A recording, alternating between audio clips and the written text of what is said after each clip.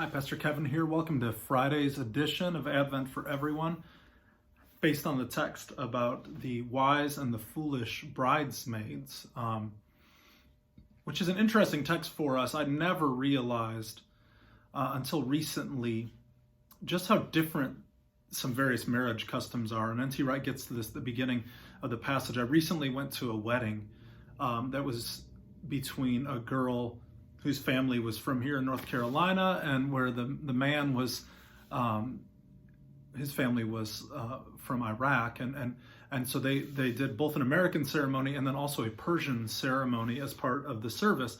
And the Persian ceremony was incredible. It involved a lot of gift giving between the various families as they gave gifts to the bride and the groom, and also as the groom would give gifts to the bride's family to try to entice them to allow him to marry her. And then there were all sorts of amazing symbols as part of that ceremony.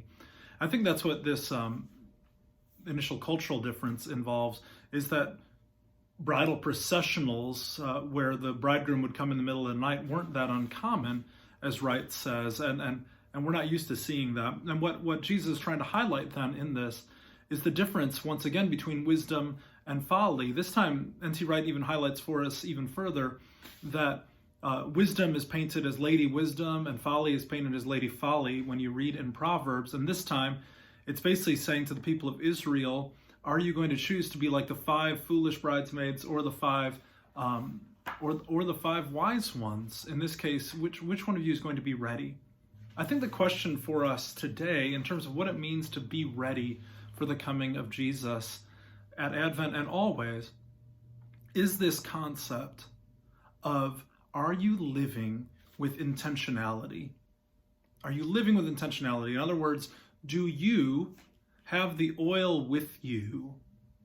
Do you have the oil with you? Are you ready to receive the King when he comes, to receive the bridegroom?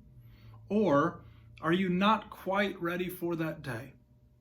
I think it's something that we all have to ask ourselves, both individually and corporately as a church. We need to be able to ask, are we ready? Are we doing the work that the King has called us to do as we wait for his coming?